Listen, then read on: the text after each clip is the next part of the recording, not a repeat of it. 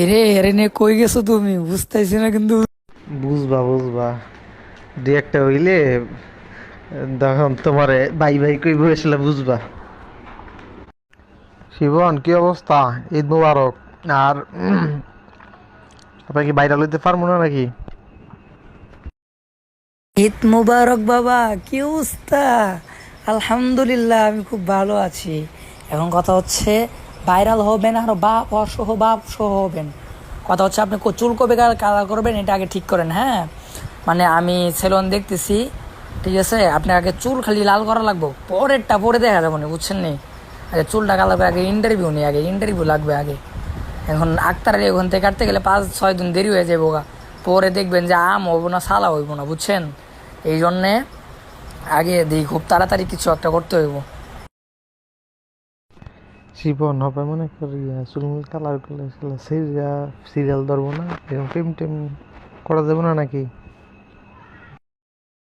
বাবা, তুমি শুধু একবার ভক্ত, তুমি কেন মেয়েদের পিছনে ঘুরবা? আসলে একটা ব্যাপার কি, সেটা হচ্ছে যে আপনি ভাইরাল জিনিসটা কাকে বলে এটা এখনো পরিচিত হন নাই তো। এই জন্য আপনার কাছে মনে হয় যে মেয়েরা নক দিবে কিনা। আরে মেয়েরা ন্যাংটা হয়ে থাকবো মিয়া। আপনি এইগুলো নিয়ে চিন্তা করেন কি? আপনি কেরিয়ারের দিকে ফোকাস করেন, মেয়েরা চুদা দিতে আইবো আপনার কাছে। মিয়া বুঝে না কিছু না। এখন শিবন বাবা, এখন এই চুলমুল কালার কেরা পরে দাওয়াটা পাবনি, পাবলিক কি নিব টিব? বাবা, আপনার এই জন্যই সিস্টেমে কাজ করতে হবে। এই জন্য তো আপনাকে বলছি যে সিস্টেমে, যেমন আসাদ নূরকে দোষ দিবেন আপনি। তারপরে হচ্ছে বড় বড় নাস্তিক যারা, তাদেরকে দোষ দিবেন যে তিনাদের সাথে আমি মিশেছিলাম, এই জন্য হচ্ছে আমি এরকম হয়ে গিয়েছি। হ্যাঁ, এটা প্রথম প্রথম বলা যাবে না। প্রথম প্রথম আমার মন স্বাধীন, আমি আল্লাহ রাসূলকেও গালি দেই নাই, আমি কোরআনের বিরুদ্ধেও কথা বলি নাই। আমার মনে চাইছে যে আমি ওখানে থাকবো, আমি টিকটকও করি না, আমি কোনো ভিডিও করি না, আমি কোনো কিছুই করি না। হ্যাঁ, আমার মন চাইছে আমি মনের মতো থাকি। এখানে কারোর প্রবলেম হয় তাহলে তো আমার করার কিছুই নেই। লা ইকরাহা ফিদ্দিন, যার ধর্ম মানে কেন মানে এটা অর্থ তার করবেন না, বুঝছেন? কথা হচ্ছে যে আমি আমার মতো থাকি, আমি কাউকে ডিস্টার্ব করি না, আমি কাউকে বলিও না তুমি নামাজ পড়ো না, আমি কখনো কাউকে বলিও না এটা হারাম ওটা হারাম। আমি আমার মতো থাকি, আমার ভালো লাগে, এই জন্য থাকি। যখন আপনি ভুল বুঝতে পারবেন তখন হচ্ছে আপনি এটা বলবেন যে আমি বড় ভুল করে ফেলেছি, আপনারা আমাকে ক্ষমার দৃষ্টিতে দেখবেন। আসলে আমি ইহুদি খ্রিস্টানদের চক্করে পড়ে আমি আমার নিজেকে আমি হারিয়ে ফেলেছিলাম। আমি যে আলেম, এটা আমি হারিয়ে ফেলেছিলাম, যে আমি একজন আলেম আমার কীভাবে থাকা দরকার এটা আমি ভুলে গিয়েছিলাম। আপনারা আমাকে ক্ষমার দৃষ্টিতে দেখবেন, আমি তওবা করে ফিরে আসতে চাই। আমাকে হচ্ছে একবার সুযোগ দেওয়া হোক। আমি আমার ভুলটা বুঝতে পেরেছি, আমি জাতির কাছে ক্ষমা চাই, আল্লাহ সুবহানাহু ওয়া তাআলার কাছে ক্ষমা চাই, যেন আল্লাহ তাআলা আমাকে মাফ করে দেন। আসলে আমি বুঝতে পেরেছি টাকাই সব কিছু না।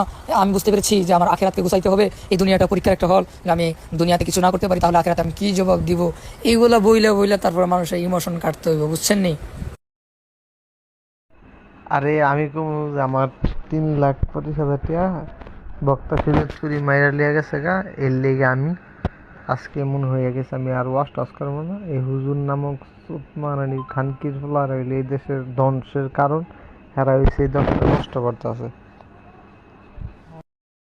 ভাই, আপনি বেশি বুঝতে চায়েন না ভাই।